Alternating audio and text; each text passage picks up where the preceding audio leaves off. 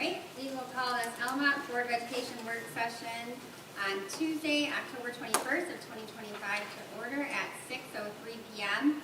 Please rise for the Pledge of Allegiance.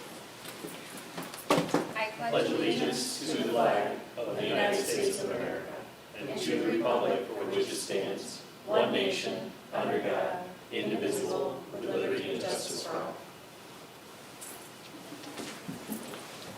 Mr. Burrow, will you do roll call, please? Absolutely. Ms. Rotarius? Here. Mr. Wade? Here. Mr. Burrow here. Ms. Fred? Excellent. Mr. Eckert? Here. Mr. Burns? Here. Ms. Smith? Here. We have 6 present. Thank you, Mr. Burrow. Adoption of the agenda. Any addition? No. Any deletion? No. Any amendment? No. We're all set. Perfect. This will bring us to our first questions and comments from the audience. This is for anything pertaining to the agenda. Anybody in the audience like to be recognized? Hearing none. Communications. Okay. Well, we are going to begin with our audit review, our draft audit review, and we have Lewis and Knock representatives, Ashkay and Kenny, to share that with us. And they just, I believe, delivered materials to everybody. Did everybody receive a packet? So if we can invite you, wherever you're most comfortable, come around.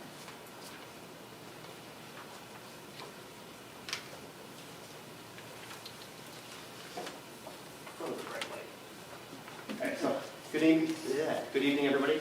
I am Kenny Rappoon. I'm a manager with Lewis and Knopp, and we have the partner Akshay Kapoor with us as well. And we said we handed out a PowerPoint presentation, some slides to you all, and I'll just run through the slides as we go along. If you have questions, please just stop me, ask. I don't want it to be a very formal thing. So can we go ahead and get started there? So again, this is a draft. So the audit report itself is not officially done. We are at the point where we can probably present on it, and that's what we're doing here.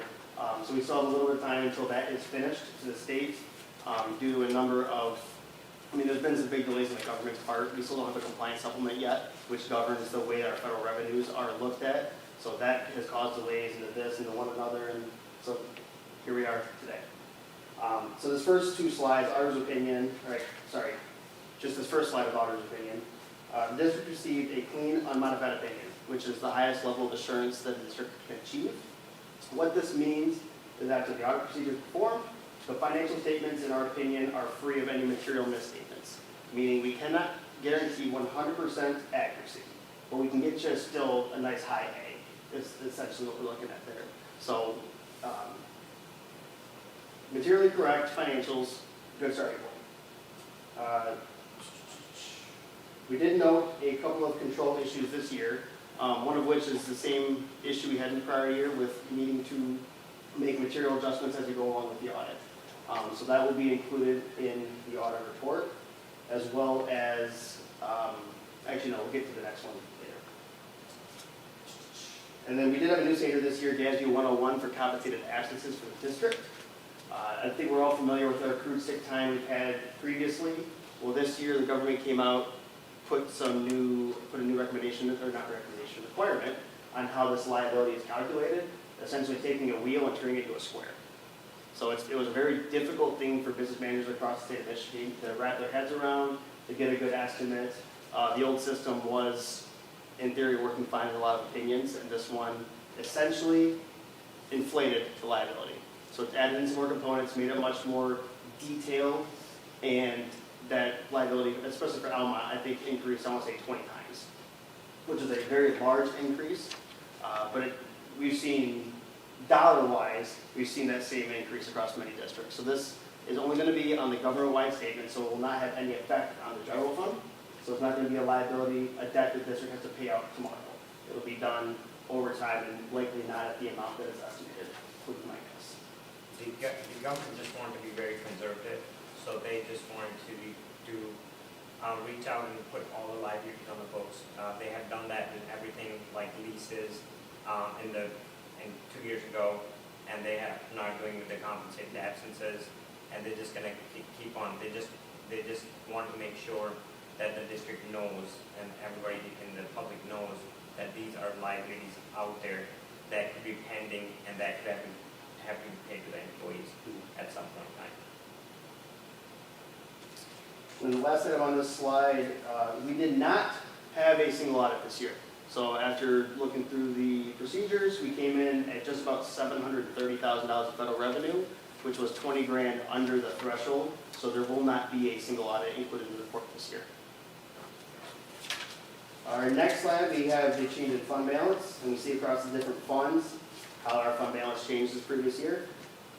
Specifically on the general fund, we had about $160,000 increase to that, coming at about 15.6%, which as the fund balance goes, probably a pretty good spot to be in, anywhere that 15 to 20 range, with just the upcoming future, the lack of funding knowledge, technology improvements, everything could just come up due for a big expenditure.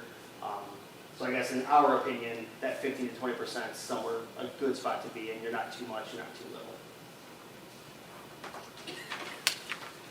So these next couple slides are just kind of breaking down the overall revenue expenditures for the district and the general fund. This first slide is looking at our general fund revenues by source. So we see here the large 88% chunk is going to be our state aid funding. And then the next biggest piece of the pie is our local funding. So majority of property taxes make up basically 97% of all of our revenues. And the next slide, we're looking at general fund expenditure by function code. So there's multiple layers in organizing and categorizing expenditures for the district, one of which is function code, which the two main functions we have here, instruction and support of our students. So we see here that's the two biggest pieces, coming about 99%, or 99 cents on every dollar goes towards the instruction or support of the students. So from a district standpoint, I'd say that's a pretty good spot to be. Next slide, we're looking at the same chunk of general fund expenditure, this one by object code, and just another different way to categorize things. Biggest one here is going to be our supplies and salaries and benefits, making up about 77%, which historically speaking for a district is pretty average. Historically, we've said anywhere from 75 to 85% is probably a good average for total percentage of general fund dollars spent on salaries and benefits. Recent moves in contracted services has shifted that around, but historically speaking, for traditional setup in the school district, we're on par with where a lot of other districts. So this next slide here, so part of our audit procedures, we look at the final budgets prepared, look at our actual expenditures where they finished on the financial statements, and we'll do a little comparison about the accuracy essentially of those budgets. And this is one area this year we did have a minor hiccup in our final budget. So for revenues, the top line, we came in about $387,000 under budget. For expenditures, we came in $674,000 over. So those both move in the same direction, and it's less than a 10% variance. So that's like the first level for a budget violation from the state. So we're under the 10% mark, but it's just for the district, it's a large amount that we are trying to essentially figure out a way to not report that finding. Just as things sit, it's kind of difficult just because of the dollar value of it, not that we are under that 10% difference. Next slide, we just break down the long-term debt for the district. So the big chunk of this is our bonds, our capital projects we've had over the years. And then the next chunk we see compensated absences. I want to say last year this number was around $90,000, and now we're at $1.75 million. And again, this is only reported, the compensated absences are only on the government-wide statement, so they do not affect the general fund. And speaking of affecting the general fund, we have our mixture pension and OPEB liabilities. So as if we've been around for the last couple of years, you've heard us talk about this massive unfunded liability, which again is only government-wide. It does not affect the general fund. I want to say that I think the total unfunded pension liability is about $27 billion right now. So we're seeing the Almont's portion of that liability. On the other side are OPEB, other post-employment benefits. That's actually turned around into an asset. So it's properly funded, and we're showing our percentage of that. And again, these are overall valuations that some statisticians do. They provide us the numbers and the breakdown through the state of Michigan, and then we report it out. So these are not numbers we come up with. Just the way it is, I guess. So then that is the end of the slideshow. I just want to say thank you to Kathy and her team for helping us through this process. I know it was not easy, and I definitely every day smile on faces, ready to keep going, ready to keep learning. So from that standpoint, everything's perfect. Sweet. So, actually, do you have anything else to say? We're also more than open to questions right now as well, too. Yeah, can I ask a question? Yeah. When you have that, so the slide 7, you have revenues, final budget, you see the variance is $387,000 under budget. That means we're aiming for here, we hit here, so we brought in less money than anticipated. On the revenue side, yes. Okay, that's perfect. I just want to make sure I was understanding that correctly. Thank you. Yeah, no problem at all.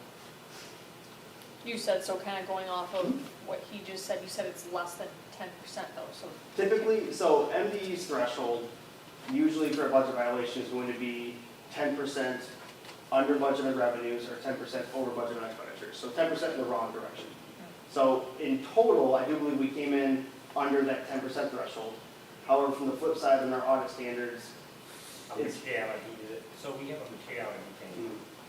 So, you know, we look at the financial statements, we look at materiality, and we say, okay, you know, $1 million is quite a bit difference for a district of Almont size. So we just, if we don't report it, I think MDE is gonna come in and say, hey, how come we are not reporting this budget variance?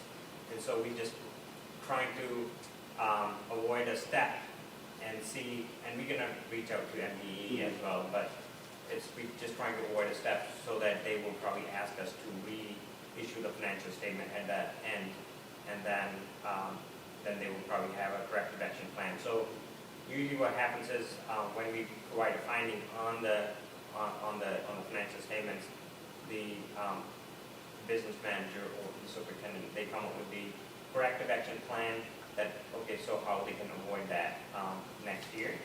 But I think actually the only thing that I will be worried about much more is the first finding that has been repeated finding from last year, that our material journal entry posted by Lewis and Off is going to be one that they probably question that why we are still making material journal entry into the system. And so that's the only, I think actually that budget variance is in question, but I think actually that could be fixed next year by keeping a close eye on the actual and budget expenses, because it is the budgets could be amended. So sometimes what happens is the issue with the budgets is that, you know, because the third amendment of the budget is in June. So if you do it June 30th, then you may be too late. But if you do June 7th, then you may not know some of the things that are going to happen. So if you know, so there is a breaking point between it. So I think actually that if we and most of the budget is based on last year's information too. So you moving forward with the changes that happen. So it is possible that things could go wrong on the budget side, but you know that's why they just want to make sure that if you can avoid that, that probably will be better, and then it will be the better for the district actually to provide that to the public too, because they do want, the only thing they want is actually that if there's a budget variance, they want you to provide it to the public, saying, okay, there is a budget variance going on. Okay, that's helpful. Thank you for explaining that. Can I ask another question? Do you know why there was a revenue shortfall here? Is it student enrollment or? Can I answer that? Yeah, absolutely. It was my learning curve of not realizing, again, school finance modified accrual system. When I accrued the revenue into the budget, I thought it was the state fiscal year of September. So the money that we received from July through September, I moved into fiscal year 25 budget. But now that I know, it's actually through June. So the school fiscal year is through June 30, the state is through September 30, and so those revenues didn't disappear. They're put off into fiscal year 26 now. Okay. So also another thing I learned is that when we do get federal funding, we have to have expenditures that match that funding. And whenever we don't spend, gets booked to unearned or unavailable revenue, and then that gets pushed aside to the next year as a carryover. So it's not like we lost revenue, it's just not in this fiscal year. It's carried over in the next year. Not all of the grants, Not- though. Yeah. So, it's just some of the grants, like they will give you like a Title I and all that, and probably provide you carryover, but not all grants are carried over. So we typically, what we see is whenever you ask for the money, it's just based on how much expenditures you have done on the federal awards. So if your federal awards are not spent, but you ask for the money, that's a violation of, because that's a finding for cash management, that, you know, you have asked for the money before you spent it. So it's not based on how much dollar amount is allotted to you, it's based on how much you have spent. Now, you can spend more than that, and then the most of the money actually moves to general fund, because you have to get that money, but every federal revenue that you are reporting, CFA is based on expenditure schedule. So if you spend, it's on the CFA, otherwise it goes on to an unearned revenue. And if you ask for too much money in ahead of time, it goes as an account receivable, which is not good. That means if you show if he shows that as if it's an unearned revenue, then you don't want to show an unearned revenue, because technically you have asked for the money that you should not have asked for. That if it's reported on the CFA saying unearned revenue was reported on there, MDE is just gonna have a feedy trip with you guys, saying, okay, why are you asking? And then they can ask the money back from you. So you just have to be careful that if you don't spend it, you know, just don't ask for it. And you can ask for a carryover, and it's up to them actually if they will allow you to carry over or not. Actually, was there like a specific like federal grant that maybe there was more of an issue than others, or just collectively speaking? Yeah, but nutrition is very, most of the money actually that happened on the nutrition cluster, right? So nutrition money is the money that they're gonna give you anyways. So you don't have to provide an expenditure for it.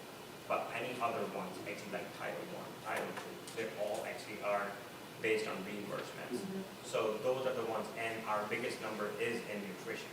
So those are small grants. So it was not one specific, it just probably that it was just unknown commodity to Kathy. So it just didn't happen in one, like a mistake. If you don't know, you don't know, right? So it just happened that way. And it was not one particular grant that was suffering. It was just mostly the ones that were not spent as of June 30th, they were the ones that did have a problem. Okay. Because she did not know about the September 30th, she just knew about the June 30th. Okay. And I will add one to that. So earlier when I said there's no single audit, once you see the final audit report, you will probably see that there's more than $750,000 of federal revenues in there. And again, the CFO for the single audit is based on expenditures. So a lot of that chunk was this unearned revenue, which was a gap from the prior year to current year. And there's one caveat in between everything that, so basically, essentially, the district has 60 days to collect by the end of the year, or else it cannot be counted into that fiscal year. However, for expenditures, when you're requesting for a grant, the expenditures have to happen by that June 30. And then it's when you get your grant request in and receive the money, if it's anytime in September, so you're after your 60 days, but prior to the government, or to the grants period closing, it gets into this weird purgatory that is a timing difference between our expenditures and our revenues. So that's what happened last year, where we had a lot of this, where we didn't make the draw in time, because again, it was very new, figuring things out. But we made the draw in time to recognize the expenditures and get our full money. We just had to wait a year to report the revenue. So that's why this year has revenue up, but there's no expenditures to match, because a lot of it was, a chunk of it was from last year. So there will be just want to make sure to answer the question before it comes up, that we were above 750, but it's based upon expenditures which were just under. Yeah, last year we had the issue with the draws that were not done. So I think actually Kathy wanted to do the draws before, but then I think she missed the point that you have to have an expenditure before you make the draw. And I just kind of surprised actually that the money was received, because usually they do look at the expenditure report that, that you provided to the grant, and then they based on looking on the expenditure report, and then they reimburse the money.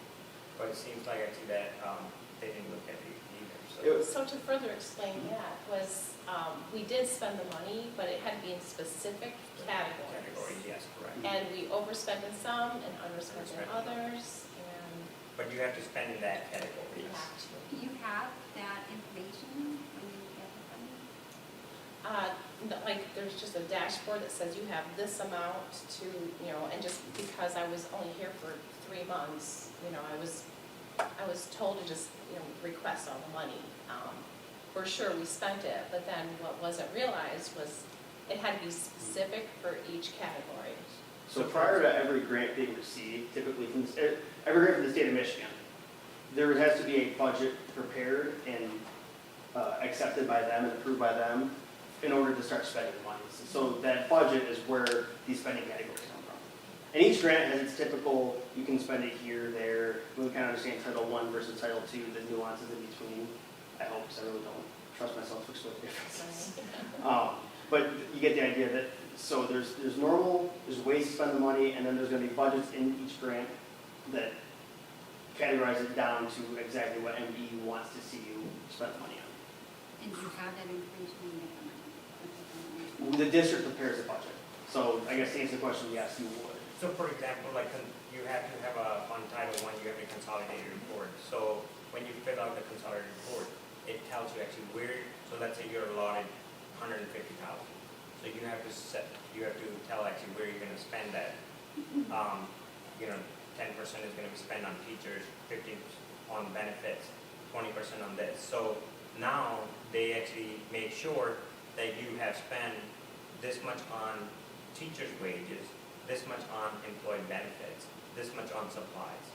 So if you are if there is a variance between those three, then if it's over 10% between those categories, then you basically have to take that off.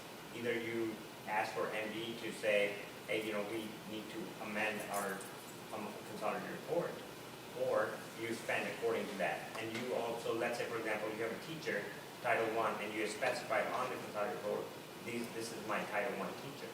That's going to be there. But that Title I teacher leaves, and then you have a new teacher come in, or something else. You just have to make sure, because what happens is, you put your payroll system, it's all electronic, and it's all, so that person is now, whenever you do this, Kathy probably puts in, or the ISD puts in that this is the account category that we're gonna put this in, right? So this teacher moves to some other field rather than Title I. So then ISD actually forgets to do that, right? They forget to put that, take her expenditure off from the system. If they forget it, if it doesn't get caught at the end of the time when you ask for the money, then technically MDE can ask that money back from you. Or you find other categories that, because you could have 5 Title I teachers, but you're only specified 2. But you can always change that because people keep on changing back and forth. But I think we just have to follow the process.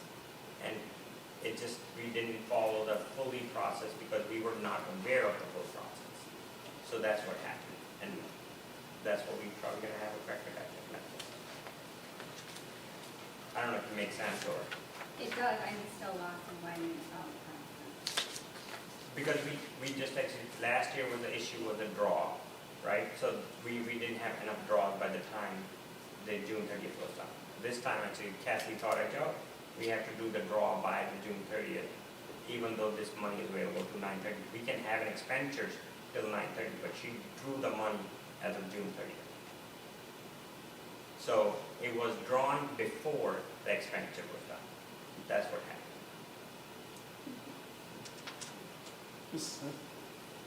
I'd like to just ask, just for clarification on the change of fund balance. So we're actually at only, what was that, 15.58% fund balance, not anywhere, we're not at 21, 22%, we're at 15.58. Correct.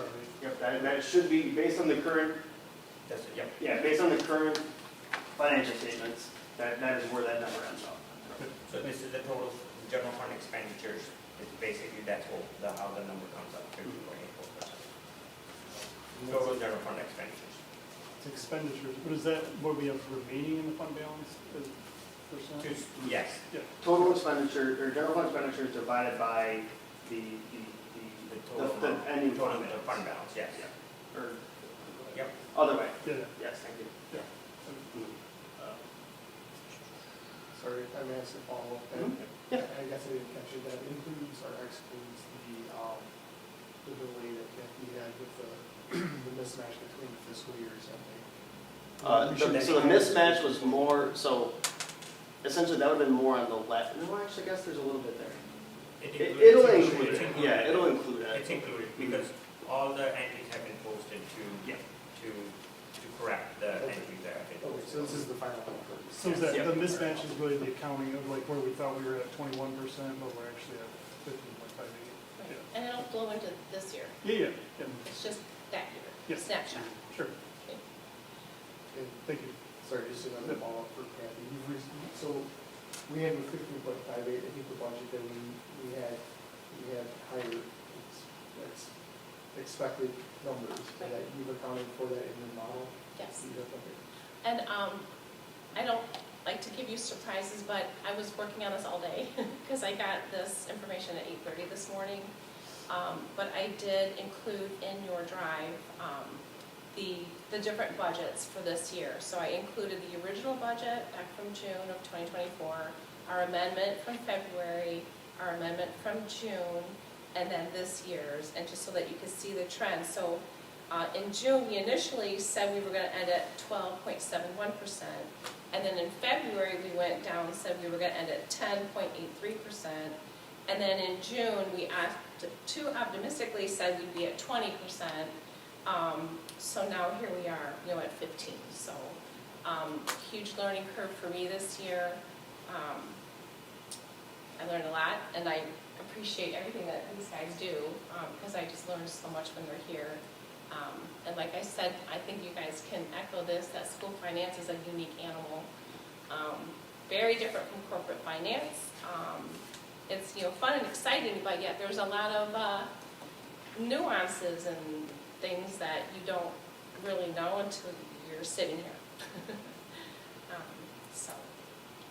And just, I can share with you already, I told these guys before they walked in the door, I'm like, I swear, I don't care how busy things are, from now on, I'm doing quarterly work papers.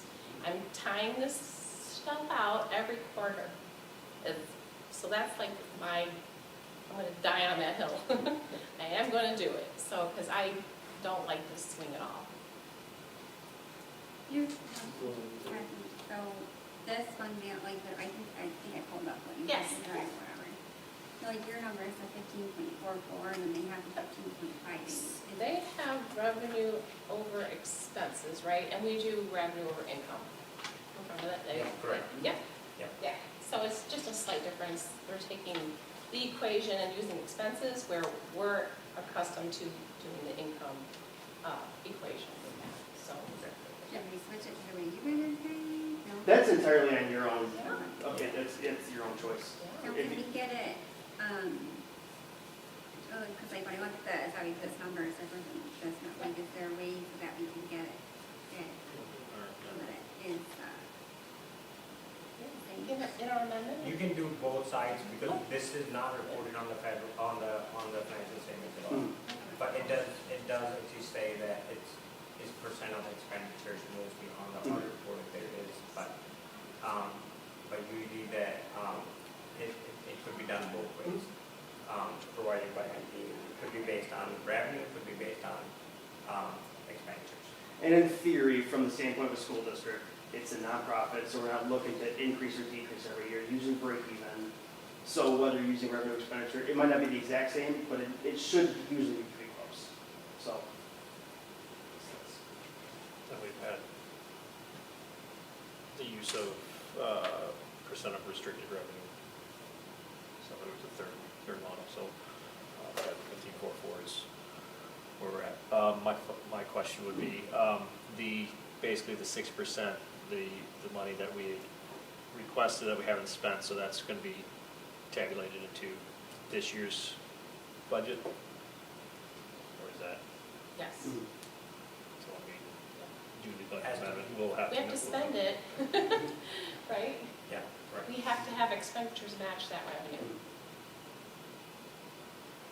Which, we have already set a meeting, and then we'll be ready to discuss it with the finance committee a week from Tuesday.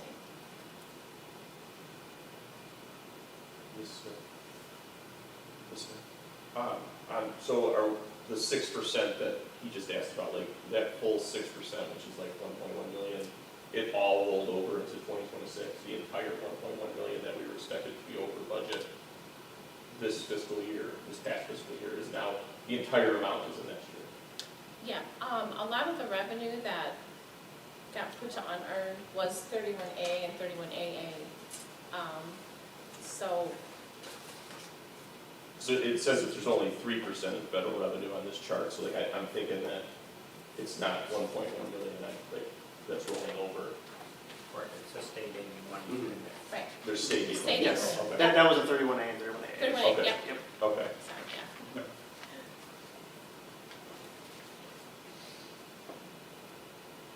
Do you have any other questions or comments?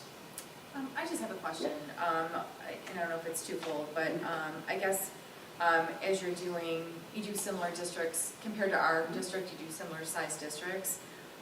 Where do we rate, or how do we compare to, I guess, other districts as far as, I guess the overall picture? So overall picture, I would say everything feels to be lacking slightly. I think top to bottom, and obviously having a newer business or finance director in here, Yes, not there's a familiar. learning curve, So yes. that like starts it. Yep. So having someone more experienced, more familiar versus, so that's just an automatic kind of step down. After doing our procedures, trying to be careful here, doing the procedures, I'd say probably the support that is given to Kathy might not be there. It felt a little lacking. The accounting team inside, usually pretty helpful, usually able to answer questions. I think some of the processes we're looking to be improved on. So I guess the honest opinion would be overall just slightly lower, but I wouldn't say it's a tremendous drop down either. I just wanted to interject, but it's just like I think that things were like, we would like it to be better, because the problem is when we come in, we don't like to make journal entries, especially the material journal entries. Here, there, you're gonna have a little bit off here and there.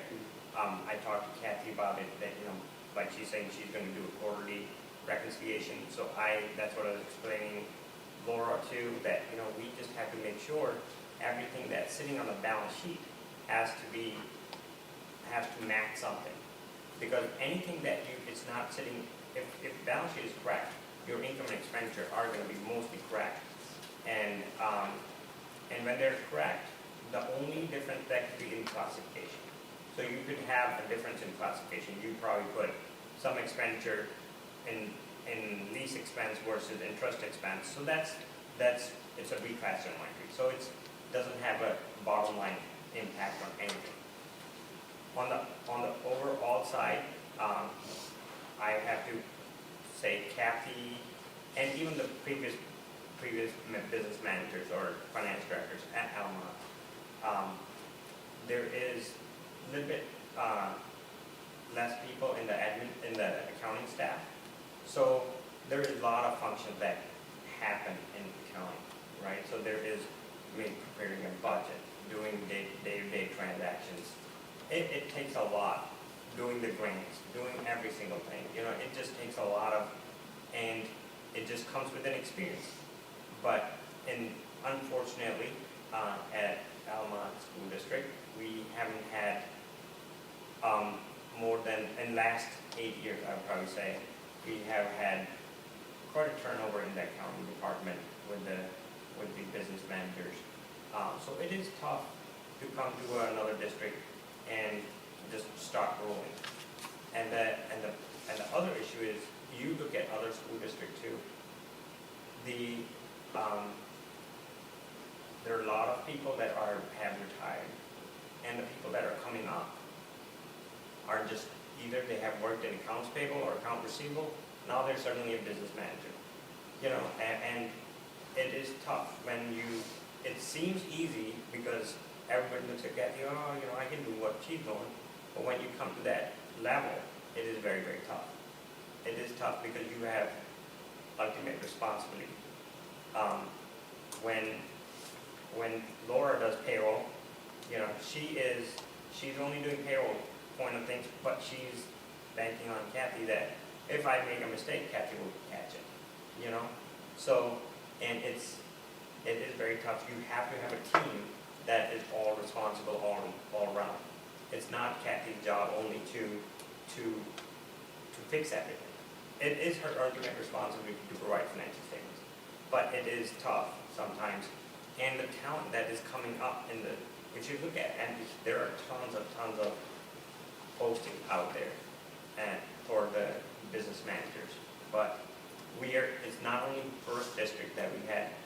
I would not say this was terrible. You know, we had districts that we couldn't even we had to ask, we couldn't finish the financial statements by by November 1st.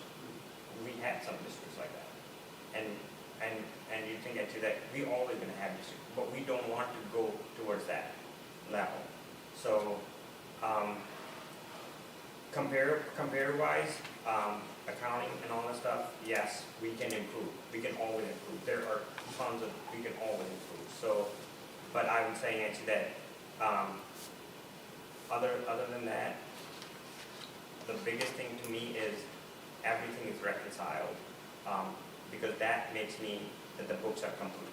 And at that point in time when we came here, in last 5-6 years, we have come a long way, because when we came here, before that, I don't know if you remember Bar, when Bar was here, I mean, we didn't even have the bank rec stuff, you know, and it just made us very uncomfortable with all the stuff that was going on.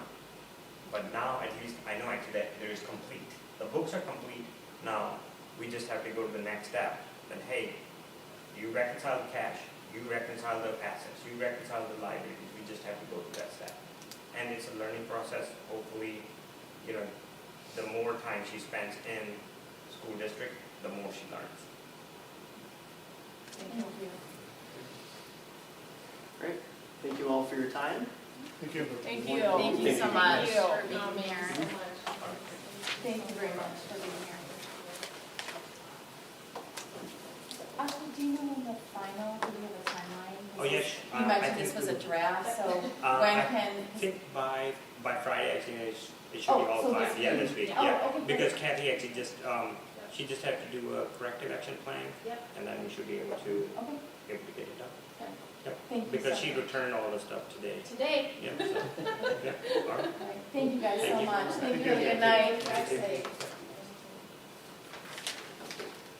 Listen, before we move on, thank you, Kathy, for, I know what you're going through, learning curve and all that, so I totally get it. I just wanted to say thank you. Thank you. From all of us, we understand, we're trying to catch up to your financial level, and you're trying to catch up to theirs, Yes. and so we get it, so you understand that. Thank you, Kevin.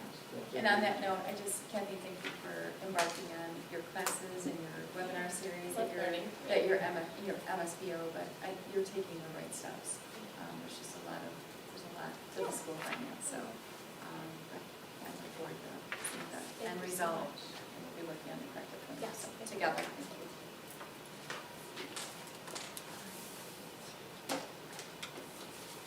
All right, moving on. Are we ready to go? Communications, for our rate of recognition, just a FYI, that Principal Bruno is going to be presenting on the Blue Ribbon School status, so he'll be with us on Monday night to present that to you a little bit more formally and some follow-up and celebration with that. Going on to curriculum, just a couple notes too.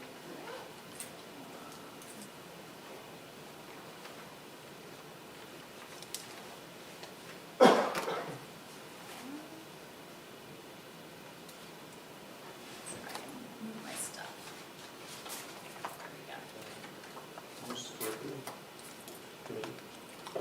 Sue's not Sue's there. the head of it. So do we have something to sign for that? I'm on it. I'm not. You're on it? Yeah. Do you mind? Yeah, sure. I'll be the third member. Finance. With the curriculum, then tech survey, just want to provide a quick update. So after meeting with the technology committee last month, we worked together to develop some surveys to understand how our students and staff are utilizing our one-to-one district issued devices. So right now we have that survey being generated amongst our students and staff.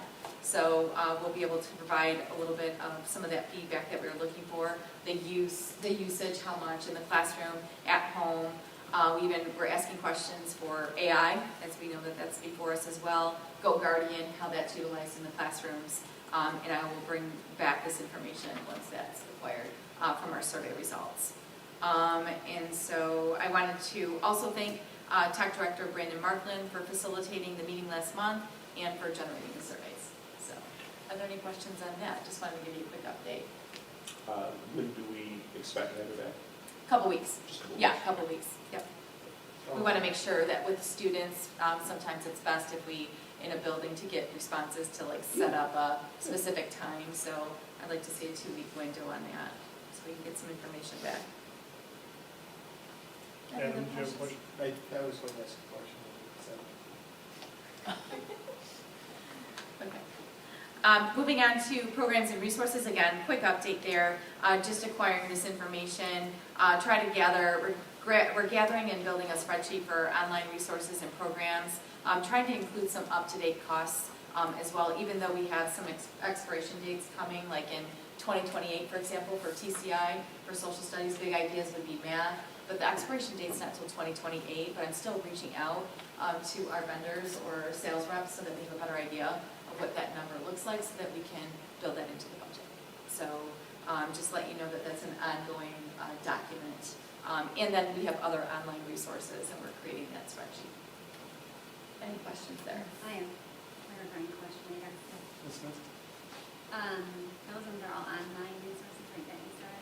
There's online and yes, and so there's online resources, but there's also, like we have with TCI and Big Ideas, we did a bundle deal, so that's also online and textbook as well. Is it more prudent to wait until we decide what direction we're going with Chromebooks before, and timeline, like to see what direction we're going so that we know we would need more or less of one area of those? Yeah, we're just putting together numbers so that you'll be able to see what those numbers look like and how much things are and when they're expiring if we wanted to continue. But would those numbers still be accurate if, let's say. Oh, if we didn't do Chromebooks, right? And, No. we needed, we Yeah. needed hardbook, that's gonna be a whole different number, so. Yeah, I've asked for different quotes actually on that point. I've asked for both digital and hard copy. Okay. Yeah, so to answer that, just in case we do move away from the other one. Thank you. Okay, you're welcome. Moving on to the next one, for building and site. Enough for me, we know directly here. Okay. Moving on to snow removal survey results.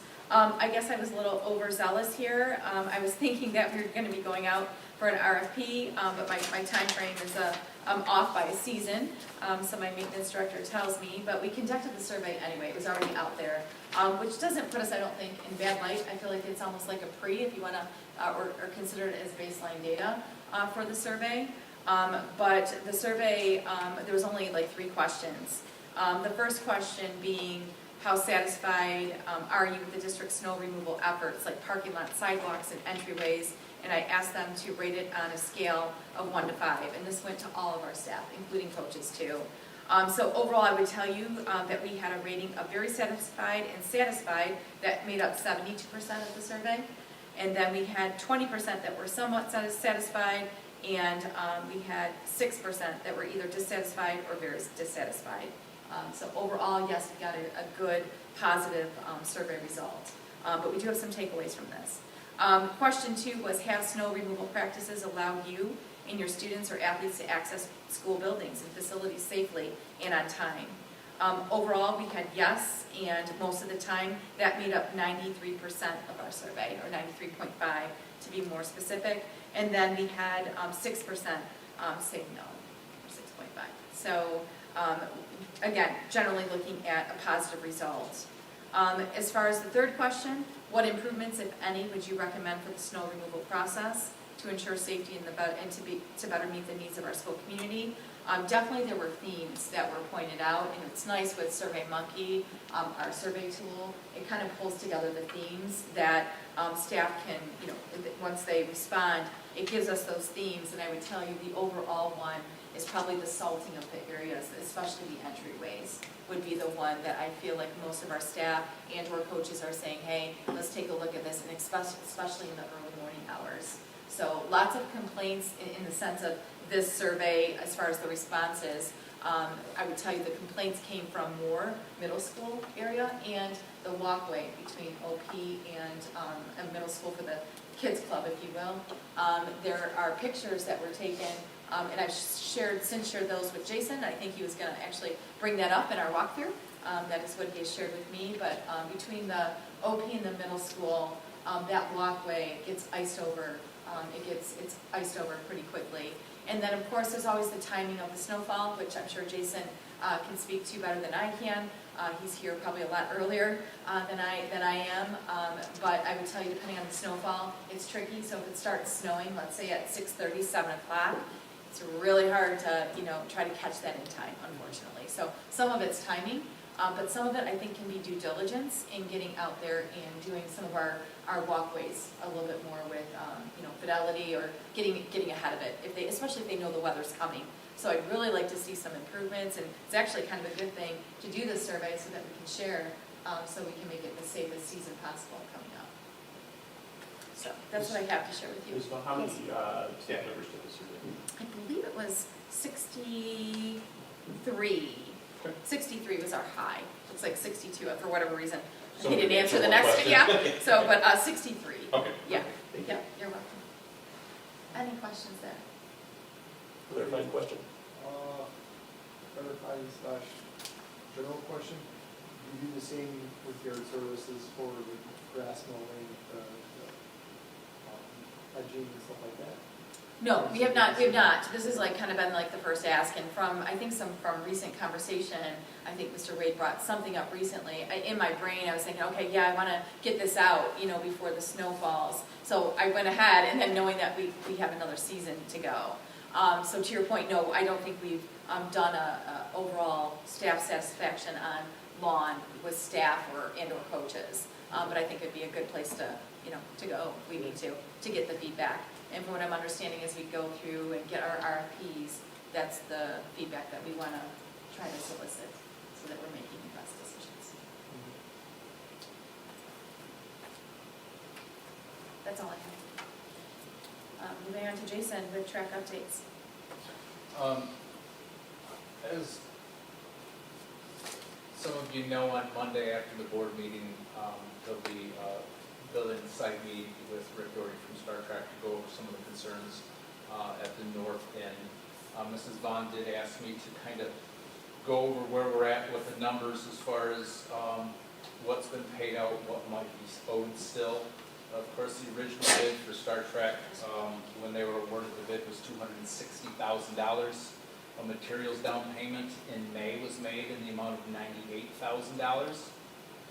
An asphalt overlay, which was the company that did the overlay, that was a payment of $90,000, which was done in September, which leaves us with a balance of $72,000 owed to Star Trek. Now, that's part of the original bid that was awarded to them. That's not taken into account the excess, which came along from the deterioration of the asphalt, in which we paid $21,166.95 to Ace Asphalt to do the patching after YSI had did the asphalt cutting and compaction.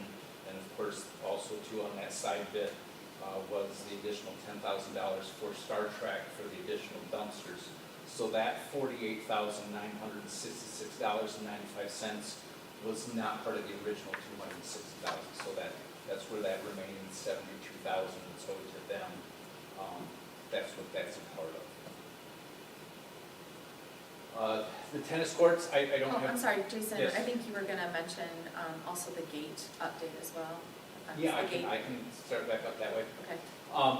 I'll just start off at the top of my list and that I had. Sprinklers, there's still some adjustments and some items that need to be done to that zone 1, which is the south end where the high jump is. We didn't run sprinklers until we got later into September. We were able to exclude that zone when it was ran, to where that area was not getting hit by the sprinklers, and it didn't seem to affect it. The gate that was ordered back before school started, I put another call out to him today to see, this week it was supposed to be in, despite having, supposed to have been in a couple weeks ago, it kept getting pushed. I did not get an answer for them today. So like I said, I've got to call out. The tennis courts, they're still in progress as far as, getting some numbers as well as the viability of whether we can put, that was the main question, could we put tennis courts back out there? So that is still in progress.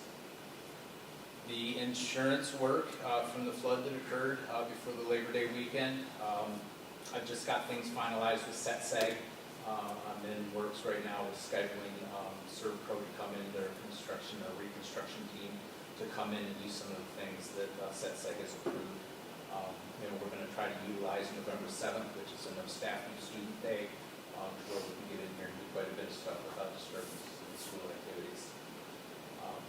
Drinking fountain water fill stations at the high school and the middle school are complete, with the exception of the state inspector has to do their final. That crew had to pull out for a couple weeks. They did start on Monday back at the OP. Hopefully all of their roughing in that they have to do will be completed this week, to where when the inspector comes out for the final on the middle school and high school, they then can do the rough inspection for the OP, which would then potentially let them continue with the final install before the final inspection would be done there. Of course, for the fire panel, we are still waiting for the state inspection. That has been scheduled for that date, November 7th, when there's no staff or students, or minimal staff, I should say, because they are going to have to sound it off quite a bit over the course of an hour or so. And then at that point, we still have a balance owed to Shoreview of $16,251.12. You will see in this particular check run that there is a payment for $48,500, but there will still be a balance owed, once we get approval from the state, and that will be the final release of that money. Yeah, that's what I had on my list. Just a couple things. So Jason, just to confirm, our walkthrough then is scheduled for Thursday Correct. at 2:30. Yeah. And so I did put it in the board note. If you want to meet at the central office, we'll go from there. I didn't even look at the weather, so I don't even know if it looks like it's gonna rain on Thursday. Did we look that ahead? Did anybody happen to look at the weather ahead? We're still in good standing by any chance? Looks rainy for a while. Just, okay, so just, we'll definitely be in touch if that changes. Say, are we gonna just reschedule that? If it's gonna, rain, that's right, I haven't looked I think at I the saw this weather. morning, the rain's supposed to be done by Thursday morning or something. So I think the afternoon might be all right. we'll take a look maybe tomorrow and make a decision. But I just thought, obviously, we don't want to be walking around the campus talking in the rain. We'll be in touch there. I also just wanted to, I guess, make a statement, if you will, about the track project. I just wanted to, articulate that the track project has definitely extended beyond our initial expectations. Primarily, I would say, due to challenging and rainy weather throughout the summer, including a severe storm in late June that brought over 4.5 inches. It was actually in the paper, so I just wanted to kind of bring that up, that there was some tricky weather over the summer that caused some of these delays as well. Also, we all know that Almont for Star Track, they did fit us into their schedule while working on other more distant locations, and I know that divided some of their manpower and caused some delays.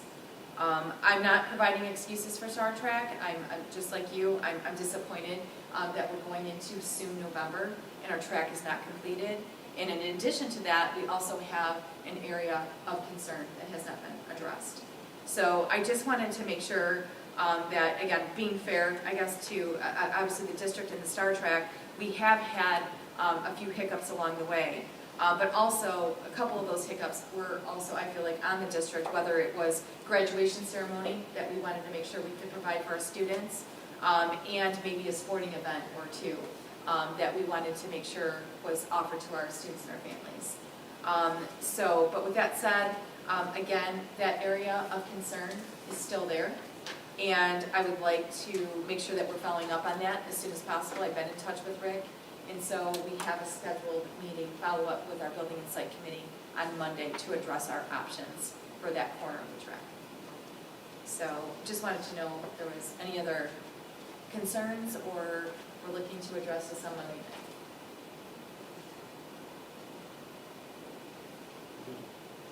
And I thank Jamie for, as you know, Jamie provided some narrative for us and a video that was shared so that we can get around this and really kind of hone in on those concerns. So thank you, Mr. Wade, for providing that.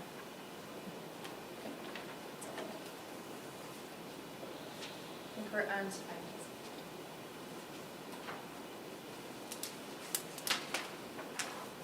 We'll start with checks written. Committee is me, Ms. Smith, and who would like to sit in? All right. I was gonna ask about the one, but Jason already, he answered that. I have two. 46683. For the secretary, who was sitting in finance committee? It was Sue, Jamie, and I. So who's taking Sue's place? You want to, or you? Doesn't matter. Russell's good at That's- finance. I just verify that.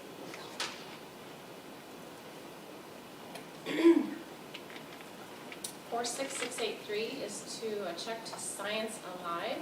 It's for fourth grade. There was a request by Mrs. St. Ange for fourth grade presentation about animals here at the school.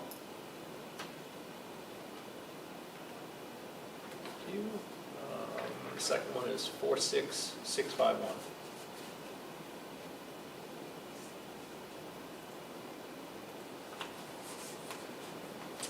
Yep, I looked this one up myself. Nick's Transic was for some specific furniture by our new fifth grade teacher to match existing furniture that was in there. And this was like the only place that had it. It included a 4-drawer lateral, like different pieces of furniture. It include freight, delivery, assembly, the whole thing, kind of all set up. Thank you. Please take a moment to check the account balances. Any questions? And take a look at the student activity accounts. Questions? Kathy, if you will go over the financial statements.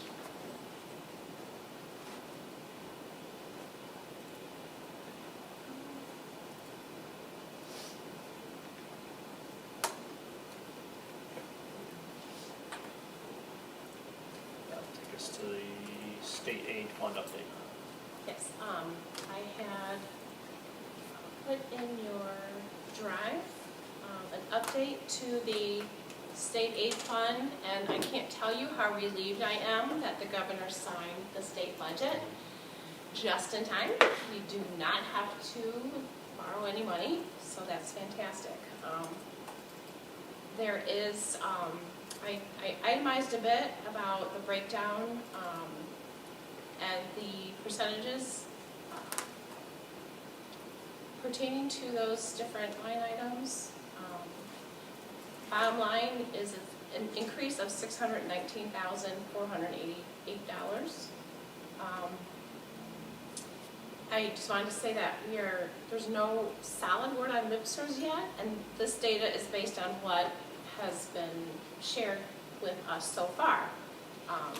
There is talk, of course, of different things, but the general consensus is that this is a pretty solid number for MIPSers, which is retirement and UAA offset that the state gives the districts each year.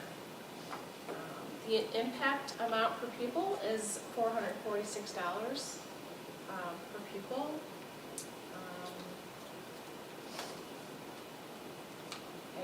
I don't want to like put the cart before the horse, but there is, and I'm sure Kim's going to share this link at some point about 31AA.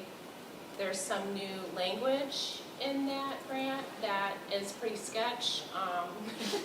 I'm just going to say it. So we had our attorney review it, and we'll share that finding, when it's an appropriate time. But we may not want to take that one.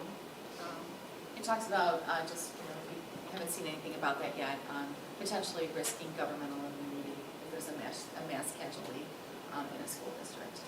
So they're really just trying to, make it probably a little bit more difficult. Those are my words, I guess, but a little bit more difficult to make that decision whether to accept the 31AA funding. So right now, it's Troon and other law firms are taking a look at it and trying to share out with the districts as much as they can. At the end of the day, it's up to the district to decide whether we're going to accept that funding. And I can tell you from the Lapeer ISD superintendents, just having a conversation with them through meeting and then through text messages today, it doesn't look like the districts are proceeding to secure this 31AA funding for fiscal year 26. And 31AA is the mental health grant. So that's one side of the story. The other side of the story is they did increase our 31A at-risk funding. So, that's kind of the upside of it. We can maybe exchange one for the other, but it's a discussion for another day.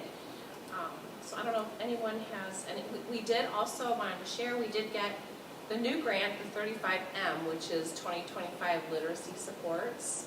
That was on our October state aid payment.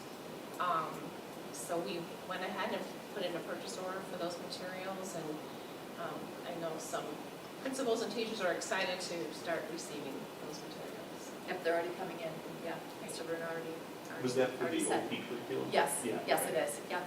And I think we were over by like 5,000, correct? So that, just so we're clear, that will be clean on the books there because that's going to be spent and then some, a little bit more. Actually, not too much more, which is great when you're talking about curriculum to be able to, pay $5,000 approximately for this. It's a pretty good deal to secure that grant. So again, thank you to Principal Bruno and his team, and Kathy, thank you for working on that. That's very much a positive. Yeah. Does anyone have any questions? Great. The next item was operating cost per classroom. Once I started digging into this, I realized there's a lot of different ways to slice and dice this analysis, and I just want to say this is like an opener for conversation. This was like the first draft of this task. I did reach out to, so I'm taking a Business Managers Academy course. It's a year long. We meet twice a month, and so I do have like a mentor in that program. And I also made a buddy, another mentor from Adrian Public Schools. And so just on the side, I kind of asked them if they had ever done like an analysis like this, and neither one had. So they offered some suggestions, and this is kind of what I was able to come up with. So as you can see, I just kind of separated out the gen ed from the special ed, because looking at special ed, there's students in and out of gen ed classes and special ed classes, and it's a lot of activity and flow there, so it's hard to really pinpoint that, how many hours is that child spending in each class. So I separated gen ed from all of the pupils, and this is kind of what I came up with, that overall cost for per pupil gen ed cost in a classroom is the $10,633. And then when you break down the per pupil funding in the same manner, it's $10,989. So the net effect, the net funding or net income that we would use is $355 to the plus per pupil. And as you can see in our fund balance, in every audit, we always have a surplus of fund balance each year. And I know our goal this year is, with our budget, is no deficit spending, revenues equals expenditures, and so kind of like, I put that together as, everything that we bring in with funding goes to educating students, and it's all for the students. So that was kind of like, I wasn't sure how else really to do that one. And then I just wanted to offer what our teacher to student ratio actually is. And again, I separated out gen ed. I know the data that I do know is how many students are in each building, and then how many gen ed teachers there are. And so these were the average students per class that I was able to calculate out.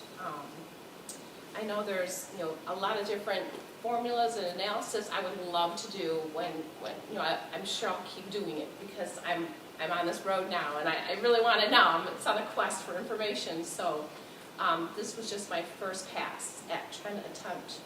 Thank you, Kathy, yeah. for doing this. I know this was a lot of extra work and time for you to put that together. Yeah, but thanks. We do appreciate seeing Thank you. this. Does anyone have any questions on that or suggestions? Thank you for. I have a question too. Oh. The chairman, as I said, Mr. Wade. But Kathy, when you were doing, I know you said this is the first look, so I'm excited to see what else you come up with all of this stuff. Me too. I guess one of the things I was thinking was like there was the like utility, like okay, go back, you're gonna go back. It's all all in there. included. It is all in there? Yep. Everything is in for example, the total budgeted expenditures, which now I have actual, so I'll be able to run those out. But $17,846,800, and then I reduced that amount by they're not extras, but the other programming, the GSRP, IDEA, the at-risk, the kids club, the preschool, all that. Take that out, then gen ed classroom expense comes to $14,327, and that's salaries, utilities, custodial, busing, everything. It just wasn't listed out, right? Right. Right, it wasn't I got listed you. out. Yes, I'm So sorry. it is all in there? Yes. Okay. Yep. Thank you. You're welcome. Thank you.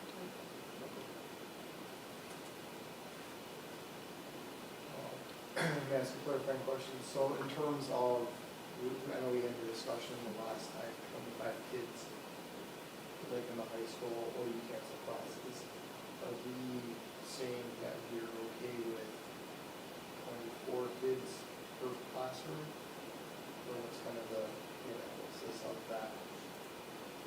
I guess that's what we're trying to figure out, right? What's our optimal minimum class size before we have to cancel a class?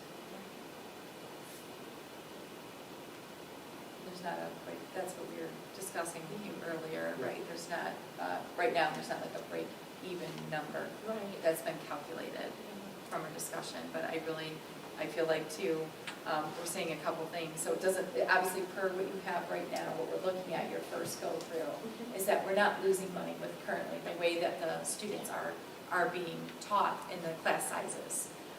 What we have to decide is, as we're having declining student enrollment, balancing out that teacher-to-student ratio, so that it does make sense for our district. So that there's, again, it's not just, right, yes, it is about, number one, it is about instruction, educating the students, but there are other needs. So to really look at that, to optimize and making sure that we're offering robust programming to the best of our ability, but really keeping an eye on how that declining enrollment is meeting whatever our teacher-to-student ratio, breaking down the numbers as you see that you put together, Kathy, and keeping an eye on that, and then making recommendations or just, having discussions and making recommendations based on what we have and what we can offer our students, being fiscally responsible. So it's kind of a balancing act between robust programming, so whether it is our science, our STEM learning, or our lower class numbers that I know that the board as long as I can remember, is committed to keeping K-5, at those optimal, more at those optimal numbers than the maximum. So it's those decisions that will, that's gonna be part of that discussion. But if you're asking, are we losing money with the way that we're currently doing it, the answer is no, we are not. So I think that's important to share with the board. So as long as your average class, as long as you normalize all your teachers, all your classes and stuff like that, you take the average of all those, all your teachers, as long as you're hitting 24.33 on average for the entire school, you're okay. And we're not, right, and we're not losing money.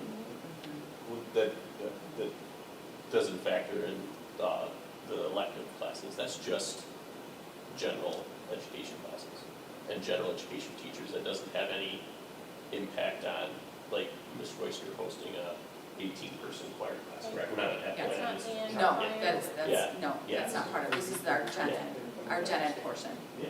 Then in theory, what you're saying is that we could lose some real, we could be losing money, right? Well, no, I mean, like, the overall student expenditures are what they are with everything involved. I guess, you said suggestions, so I guess, based off Ms. Fred not being here, and I know where she was going with it, I would think that maybe we just want to really look at the high school, because that's where we're struggling That's right, with our yes, robust that's program. what- I don't think anybody's ever questioned, like, the OP setup right now, so No, like, this is more secondary, this Yeah. is grades really 6 through 12. Right. That we're really talking about. right, yeah, so like, but this has everybody in that all-encompassing number. So the only concern I would have with that is like, the OP could be doing so well that the OP is under budget, but the high school, like, yeah, so that would be where, if we could get that Yeah. specific as you're working through your Yes. roadmap, Yes. that would be good. And then, just in lieu of September's meeting, looking at, we had all the music program come in and say, hey, we gotta have a consistent program here from 5th grade to transition to 8th grade with choir and band and all that, and so like, however that middle school would be incorporated into that. I think if we can get those two things, I think that would help us out a lot. Thank you. That sounds good? Yeah. May I ask you another question before it's comment? I love your models that you do on this. Are these fairly automated? Right, like if you ask these next year, is it a full tear up and you're redoing stuff? I'm trying to automate it, because I'm all about efficiency, but since this is so brand new, I wanted to get my fingers in it and get raw data and make sure it's 1,000% accurate. But yeah, once we pick a model that we all like and that you guys like, then I can automate it. How's that? Yeah. The other reason I ask is that the whole budget thing that you went through and everything, it would be amazing if you were able to say, click a button and populate some good to go. Right. And that is, I don't know. Yeah. Stuff, but So with the budget, I do use concatenate functions in Excel, and I do a lot of pivot tables. I've been using Excel, I think, since it was created. Yeah, there is software out there that is a lot sweeter than what we have, but I won't complain about our software, it's fine. Yeah. So, Thank you. thank you. Kathy, can you, as you go through and do this, I think we said the number was, we were looking for was 20, as you go through, but you can go through and say, okay, you're at 24, at 23, 22, so that we can see those models would help. I think it would help in terms of provide that to the AEA as they go through. This is probably something that you may want to include. They should have a say in terms of what their max is, what they agree to, and then what maybe the low is in terms of. It's outlined in the contract, yes. But as we go through, student this numbers, is data that they would go through and they'd have concrete information to say, okay, if we go above this, then we are losing money, or we're below this, then maybe we're not serving what we need to serve. So.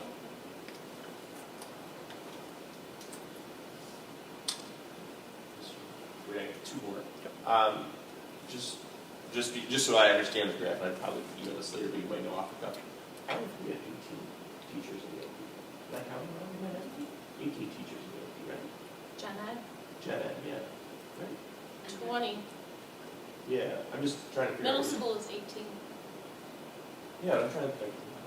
Oh, who are they? Yeah, I'm counting on I PCAS. got this information from the secretary. Okay, I'm counting on PCAS, sound like there's only 18. I'm sure she's I know, I was spot on. thinking there. We can double check the number for you. Yeah, because there's 4 K, Uh-huh. 1, 2, 3. Yeah. And then there's 4 per class, but 1 has 5. Correct. And then there's 1 BK. So it should be 18. I don't- Because I think the average class size in the is like 23 based off that chart that we got. Yeah, it's not So, yeah. Maybe, I would love it maybe to be they 20, were but I don't counting, think Right. it's. maybe they were counting. Maybe they count The mostly preschool? teachers or something. Preschool? Yeah, I Oh, did maybe- not, oh, I that's did not probably it. count They count- preschool. Well, I know. But they might have counted that in Or their teacher. GSRP. Maybe they counted They may have preschool counted in that in there. the teacher count. The preschool Gotcha. kids might not be in the Gotcha. pupil count. That's just a thought. Yeah, that's Right. good, that's probably it. You're probably right. Good catch, Rob. Yeah, even though I did say, okay. Yeah. Okay. But now, yeah, I bet you that's what it Maybe. is. Okay, so Okay. yeah, it's not a I'll big deal. I'm just- verify. Yeah, yeah. Thank you. I was like, wow, those, like, I looked at that, I was like, wow, our class sizes are really low, and I'm like, man, I don't think any of those classes except BK's in the teens. So, Right.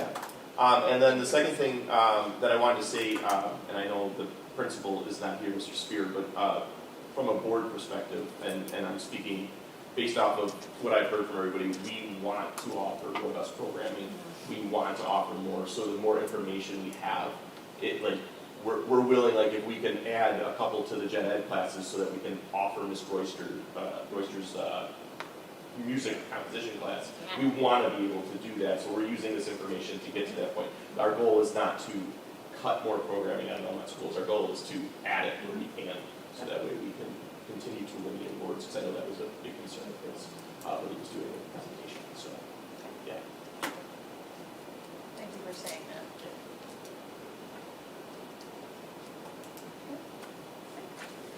Moving on to priority list, I know that Kathy has shared, again, we worked together to put this, put this spreadsheet or the tabs together for you.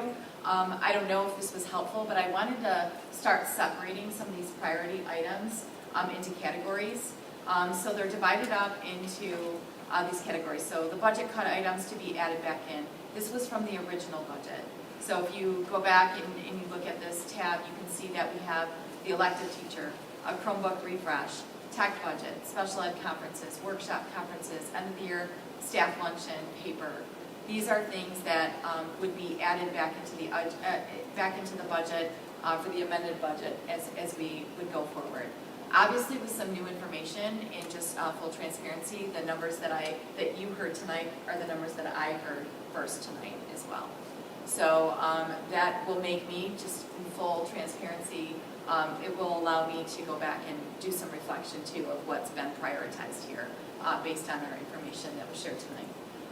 But I wanted to show the ranking order, and again, I put in my board note that this is a working document because there are more conversations right now that are being had.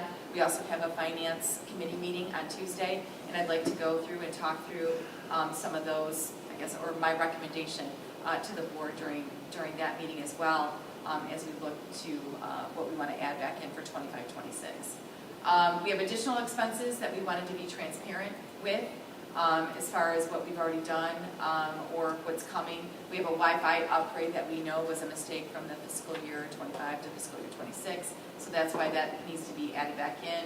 We added the two-way busing in for athletics, so that was a bigger cost. We have a MASB strategic planning session, $9,300 that we're adding back in, but we wanted to be transparent of some of the, unexpected, if you will, moving forward with the 25-26 school year. The priority items per staff, some staff feedback, wanted to also put some of these items in as well, whether it's the safety entrances, which again was tabled kind of last year, but we have the information. This is a safety, security priority need.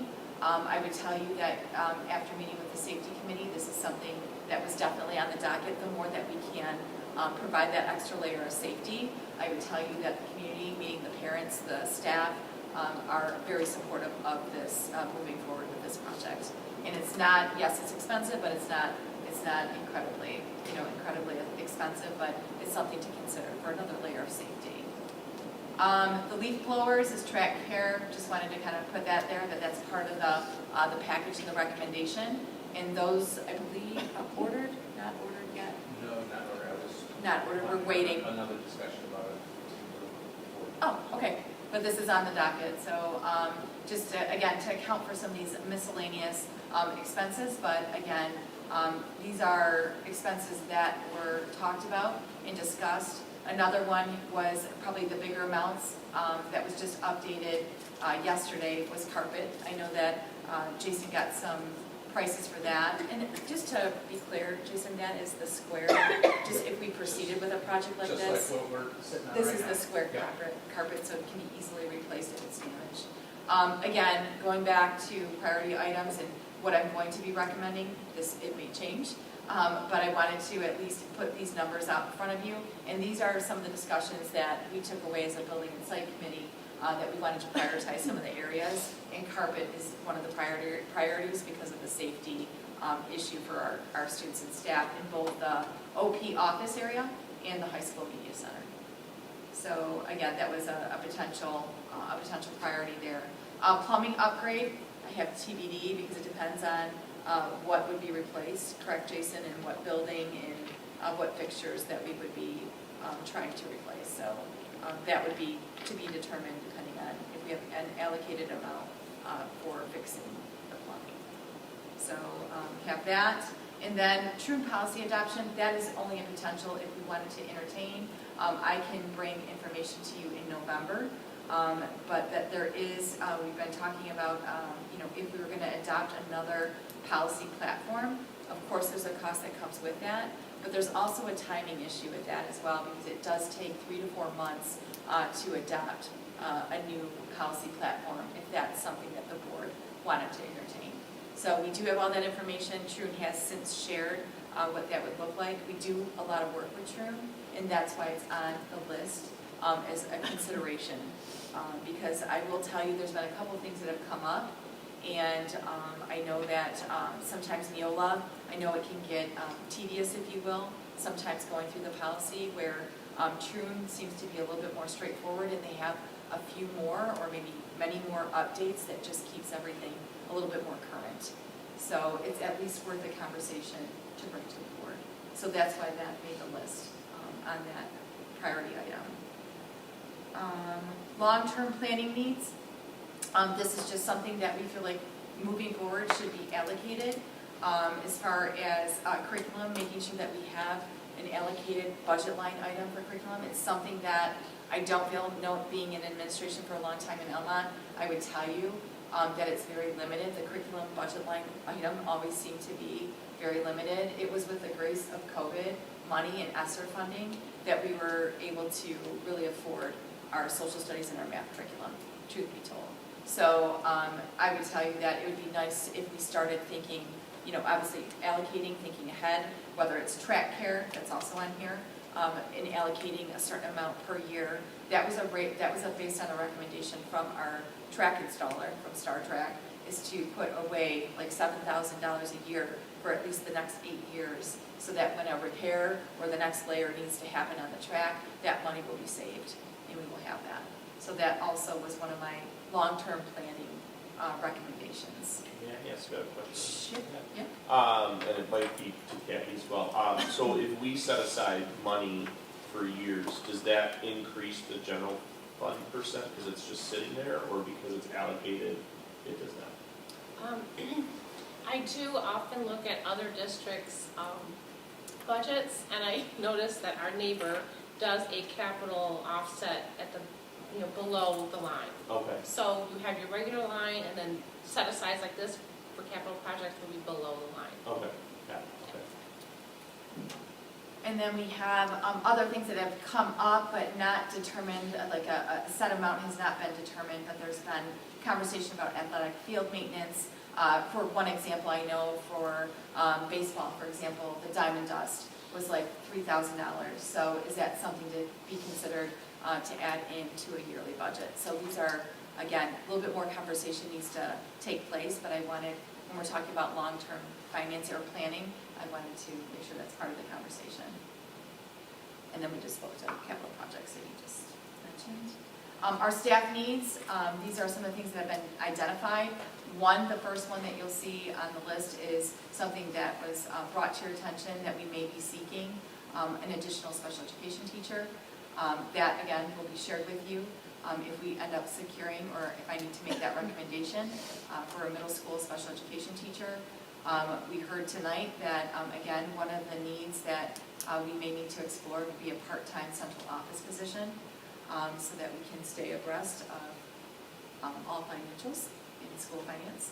And then talks have also come up in a finance committee meeting, actually the last one, about potentially separating out a dean and athletic position.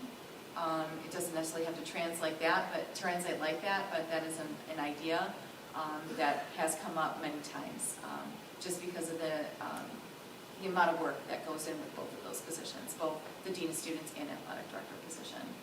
And then a college advisor. This was more of a recent recommendation that we have an opportunity, I believe it's through a grant, and it's Advise Michigan AmeriCorps, that we can secure a college advisor for our seniors for a pretty, I feel like a nominal fee cost for starting in January to get our seniors ready for the post-secondary, whether it's college or trade school experience. And it's another way, again, a cheap way, I guess, or a fiscally responsible way to provide some support for our seniors before they graduate. And then what's shared with you, again, is just impact. As you know, we have a wage reopener that is going to be before us. And so Kathy, just working with Kathy, putting together some different scenarios on a potential impact of a wage reopener, and that's shared in your drive. So just wondering if there's any questions. Again, this is a working document, and some of this will be further explained in our finance committee on Tuesday. But I wanted to open up the floor to see if this is, number one, even beneficial, more so just beneficial in a work session for you to see it outlined like this, or is it more beneficial to see it all put together? Kathy and I have been just trying to, figure out what's the best way to get the information in front of you. I like it. On the additional expenses, the 3 lessons, wasn't Yeah. that closer to like 30,000? We had budgeted 50, so $50. So these are actual numbers. Right, this is just a budget adjustment, because we thought we would save 50,000. It's actually 30, so we're just kind of putting the 50 back. So when we first discussed it, I know. we had said it was gonna be 50, but now it's only 30. So I just have to remember that these are not real numbers. Right. They reflect numbers that were not real to begin with. Right. Correct. Well, they were the initial. They were the initial estimate of the dean of That we were transportation, given. that was as close as they could get, 'cause they'd never known how much it was. That was their best guess, was, Okay. yeah. Yeah, I'm just trying to make sure, because Yeah. I thought it was closer to like 32 or something like that, so, okay. Yeah, he gave a high and a low, so. Yeah. And then we operated as a board on conservative, so we went with high. Because when he said it was, when they said it was 50, like between a range, we went with the highest range when we amended the budget.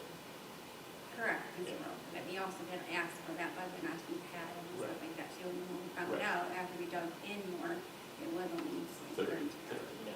So, Yeah. a lot of numbers, trying to make sure I understand what Yeah, number yeah. is at Yep. what spot, and Yep. everything, so. So when I'm sorry, so when we were talking, I was just going back to the priority list, so when we're talking about priority list, is it helpful to separate this out, if I could just have some feedback, so when Kathy and I are working together, and again, it's a working document, so we will, as we work on this document, get a little bit more detailed as we go and we present to the finance committee on Tuesday. Just wanted to kind of get your thoughts. I think it on helps separating kind of it. break it out and. Yeah, that's what we're trying to. More full picture of it. Okay. Just be careful because we're in a finance committee meeting. Sorry. I was just gonna say that, thank you. Clarifying comment. Yep. I think it's helpful, I do have one other tab that might be beneficial. I think we talked about, the long-term district, you have brought up before, Mr. Burns, like, when do we need to look at, potential employers It's on here. impact projects Yep. that we should really have like on our radar. Mhm. I mean, hopefully it's not for a long time, Mr. Frederick, but we do know those things happen, you know, and there's a million things around here that I don't even know names of or know about or anything that you might have in the back of your head, but that maybe we need to start allocating money or have that, be mindful of stuff that might be coming down the pipeline so that we're not overspending in some areas because we know they have that, you know, we've got in 2 years, we know we're gonna have to replace this or that or whatever. So I think those bigger physical list on here, I don't know if I'm saying it right. Is it- Facilities or something? I'm sorry, I just want to, are we saying the same thing when under long-term planning needs, we have capital projects, and we just gave some examples, like sidewalks, parking lots, flooring, temperature controls, it can be HVAC, kind of like what you're saying. Yep, as long, I mean, Yeah. we'd asked before, I think in the last couple months, like 2 years, 5 years, 10 years. So if that's the whole 10-year project, that's a great list because it's very small. So as long as we're in that 2 years, 5 years, like we had talked about, what do we need next year? What do we need next 2 years? What do we need next 5? What do we need next 10? That way, just better planning overall from the board perspective so that we help maintain our facilities that we have. So, And some of those, I guess, to your point too, Mrs. Smith, is that when we met as a building and site committee, these priority needs were identified, and that's what you see reflected. For example, carpeting, that came from our building and site committee. Plumbing came from our building and site committee, because those were identified needs. So to your point, yeah, so, but I am hearing that maybe, and I don't know, maybe it's a spin-off of 2-year, 5-year, 10-year, and starting to look at those numbers as well, whether it's replacing boilers or whatever, so.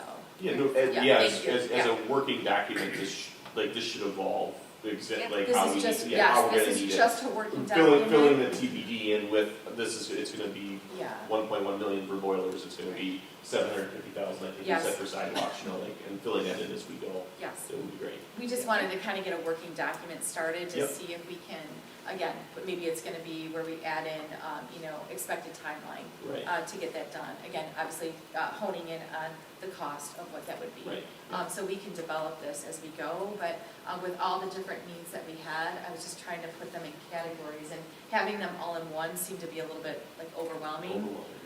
Where maybe, and I think you just referenced it, Mrs. Smith, is like just making sure that we're pulling from the different areas too, so that we're not all just doing like infrastructure, updates or repairs. We're also looking at staffing needs. We're also looking at curriculum, so we're pulling from each of those. I like it.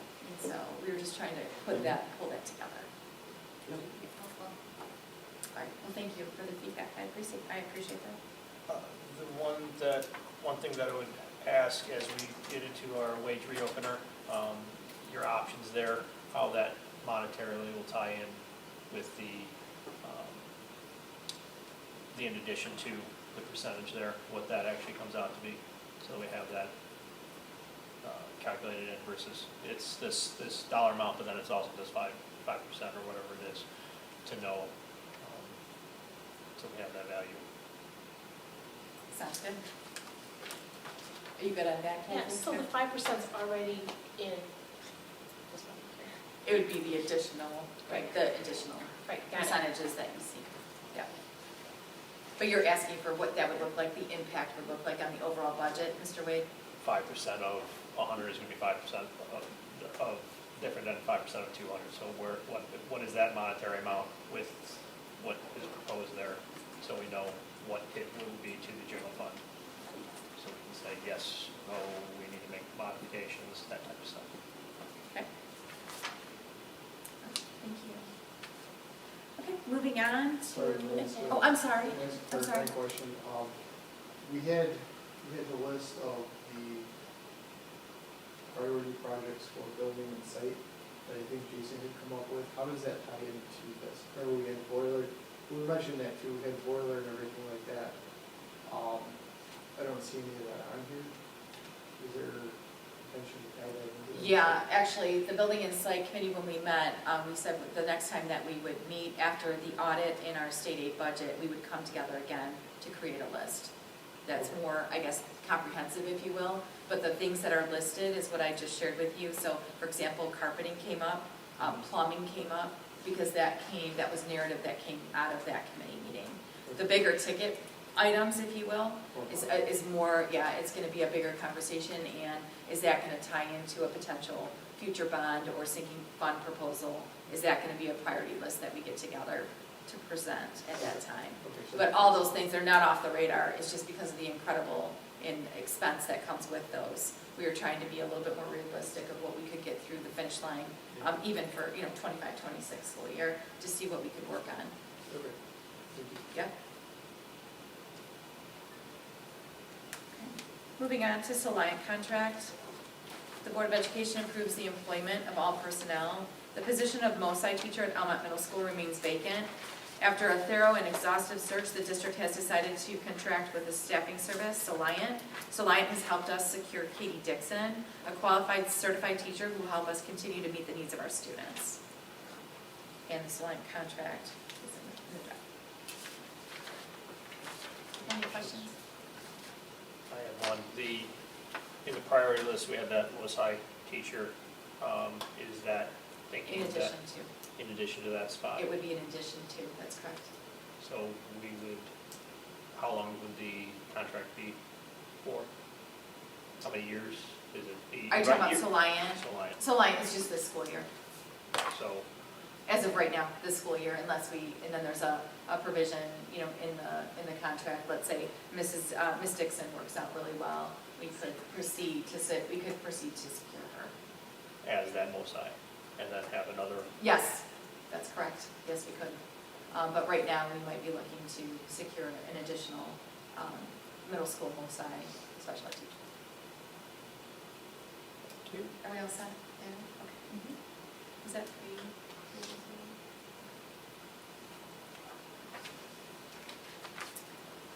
Moving on to policy. We have resignations and retirements. The Board of Education may agree to a resignation or retirement any time after replacement, if necessary, suitable to the school administration and the board is obtained, provided that the circumstances underlying the resignation or retirement are valid in the opinion of the board and warrant a search for replacement. After 26 years of service in the district, with many of those years as the principal secretary at Orchard Primary, Mrs. Susie Stone is retiring. Mrs. Stone is looking forward to relocating to the Upper Peninsula with her husband and will miss the Almont community. Amanda Myers is resigning from her position as administrative assistant to the superintendent. Mrs. Myers has accepted a position in another district and will miss the district and her work with the theater students at Almont High School. Questions? Yeah.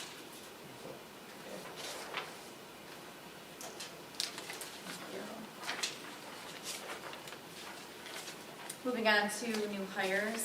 The Board of Education approves all personnel. Ms. Lewis is pleased to recommend Ms. Danielle White for the art teacher position at Almont Middle School. Ms. White is a graduate of Almont High School and holds a Bachelor of Fine Arts with a concentration in illustration.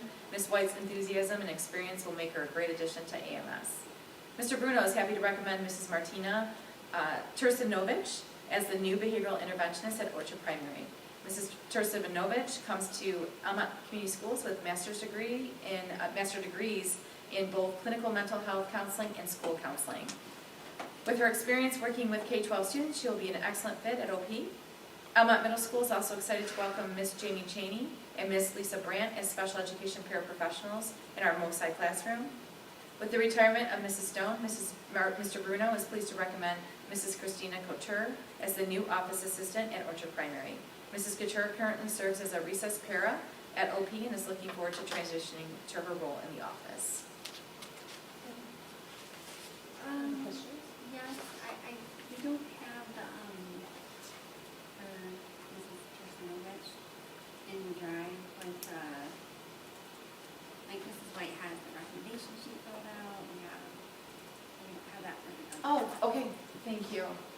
I will make sure that it gets to your drive for the meeting. Yes, and making sure those documents are in there. Sure, and I'll make sure that they get uploaded to your drive. Thank you.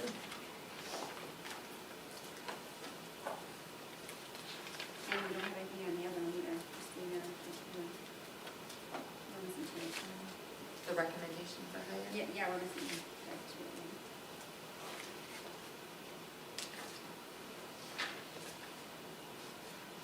Are you saying the one like from Mr. Bruno for Mrs. Couture? It's the one that Ms. Bonzo found. Okay, we got it. I follow up, Mrs. Myers has been out, so thank you. I will follow up.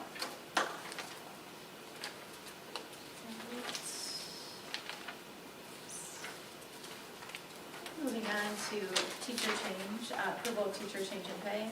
In order to be eligible to advance from one lane on the salary schedule to a higher lane, a teacher must make written proof of the completion of courses and/or degree requirements in the form of an official transcript of credits from the institution from which the credits were earned.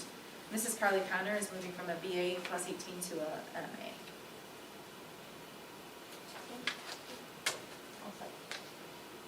Thank you.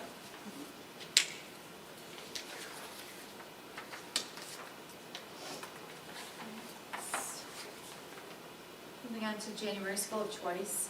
Almont Community Schools participates in 105 and 105C School of Choice programs. It is up to the district to decide if School of Choice will be specific to a building, grade, or program. The School of Choice window opens in May for the fall and in January for the winter, spring, second semester. This year, due to class sizes at the K-5 level, it has been discussed that the district limit or close School of Choice to some grades or the entire building. At this time, I would recommend that School of Choice be closed to grades Young 5, kindergarten, second grade, third grade, and fifth grade. I am recommending that we open up 5 additional spots in first grade and 2 spots in fourth grade, with 6 through 12 grade open for enrollment as well. Any questions, Evan? What drove this change? The change or the consideration is looking at our optimal numbers that are outlined in our contract for AEA.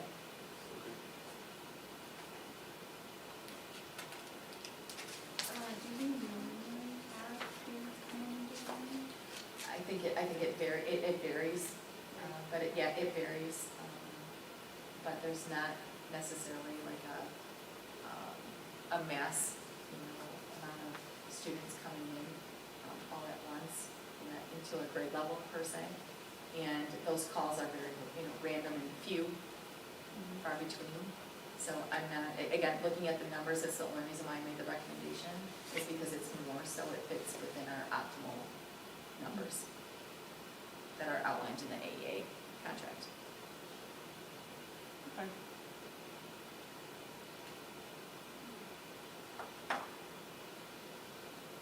Was there more on that, Mrs. Smith? Or did you have I just a? don't want to overwhelm our teachers, and so, Oh, not at all. so that makes me feel better. Yeah, This is just, the max, right? it's not the max that I'm looking at, it was the optimum, so it's the lower number Okay. that I'm recommending. Well, you So don't have to, just- you don't have to pay all these kids if you choose not to.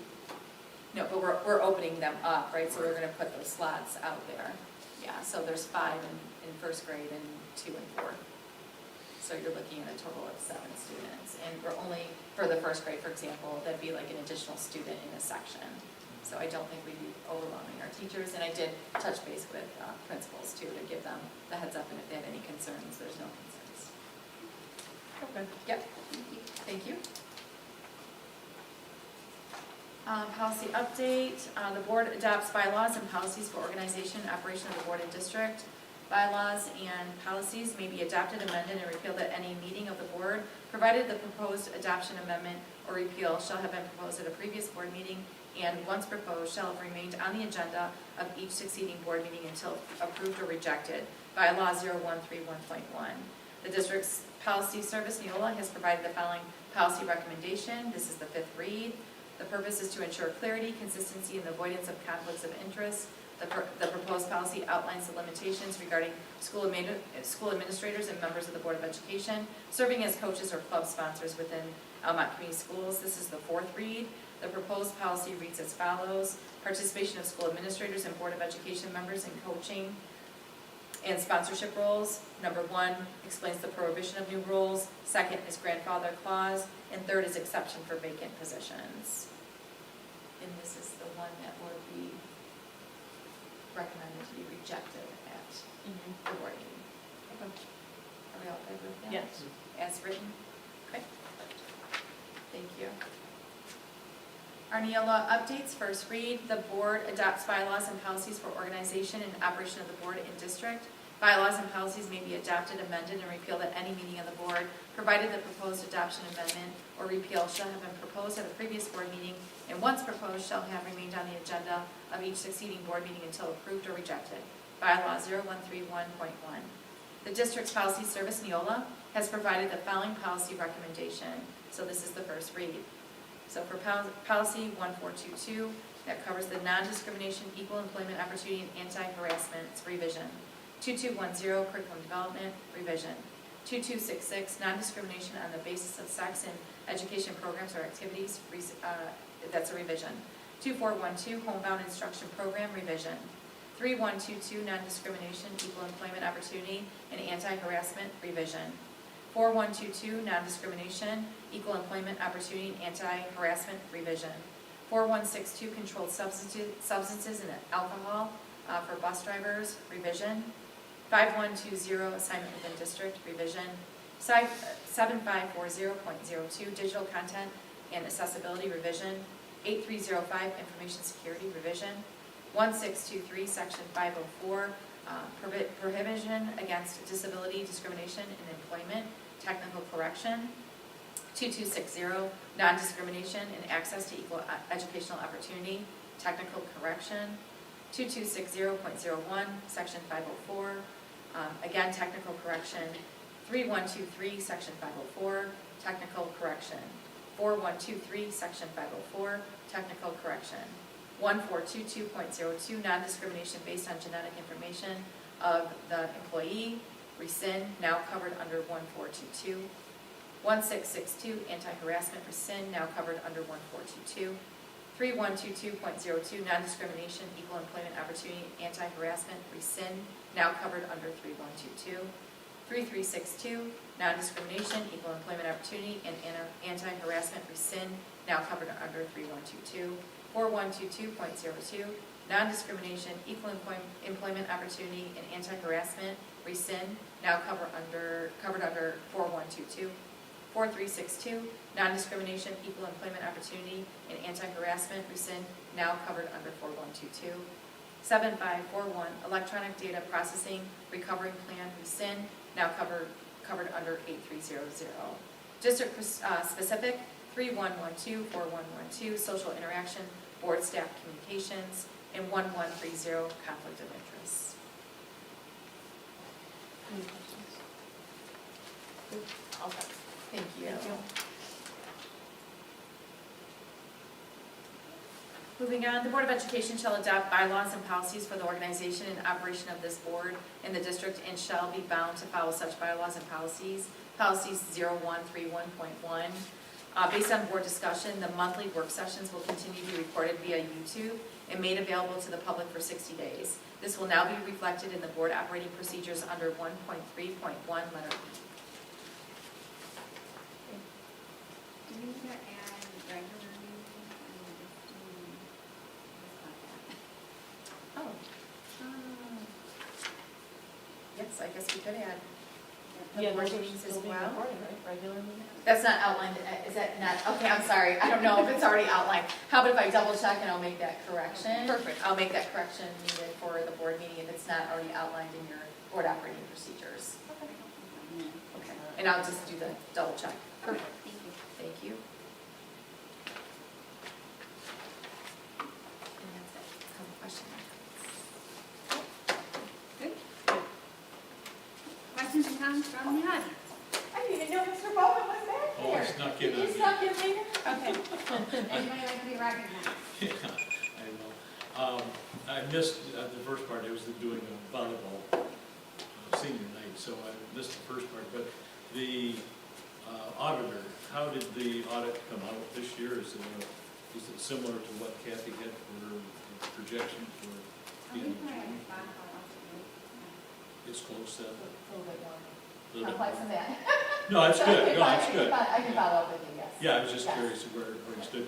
Also, the student count, we probably already covered that before and I missed that. How many would we come up with for this year?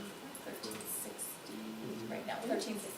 1360, so that's above what the It is budget above was. projection. And that's yes. why you're talking about adding some things, because you're going to end up with more money. Yeah, and then there will be reflection even on that. And last one is, Did I understand correctly, you're gonna have a walkthrough on this Thursday? Because I thought you were coming to area tech. We are, we're coming to Ed Tech from Okay. 12:30 to 2, and then we're Okay. gonna head back Okay, over in the all right. afternoon. All right. I won't stand anybody up, Mr. Bowman, I promise. Well, I just wondered if We'll there show was a up. change if Bill hadn't told us yet, so. No, but what might happen, unfortunately, is the weather doesn't look good for Thursday afternoon, so we might have to table our walkthrough, but we will be attending Ed Tech. Yeah, it's actually inside, other than no, going out who's to the gonna- farm animals. Yeah, I'll I'll be be at the Ed Tech. Who's gonna be at the Ed Tech tour? Can I just, It's Adam and I. oh, okay, I wasn't sure. So, okay, that's good. Trying to. Okay, no problem. I just wanted to kind of know who to expect to be there. Okay, excellent. Good, okay, thank you. Yes, thank you. Questions or comments from the board?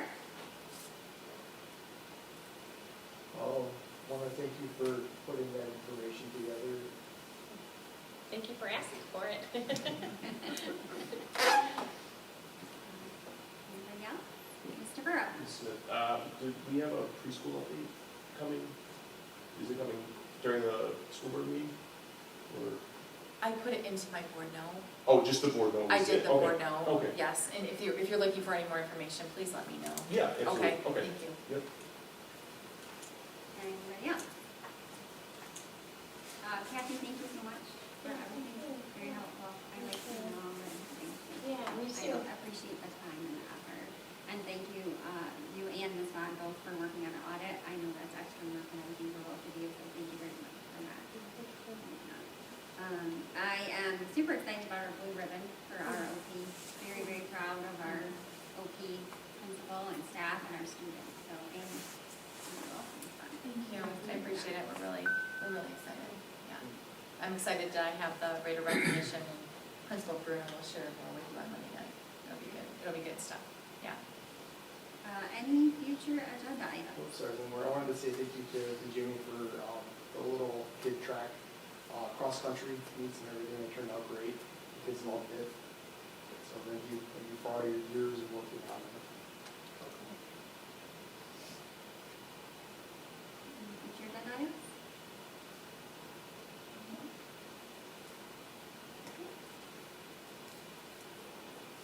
Mrs. Smith? Mr. Burrow? I move the Board of Education adjourn the October 21st, 2025 work session at 7:55 p.m. Support. Motion and support. All in favor? Aye. Any opposed?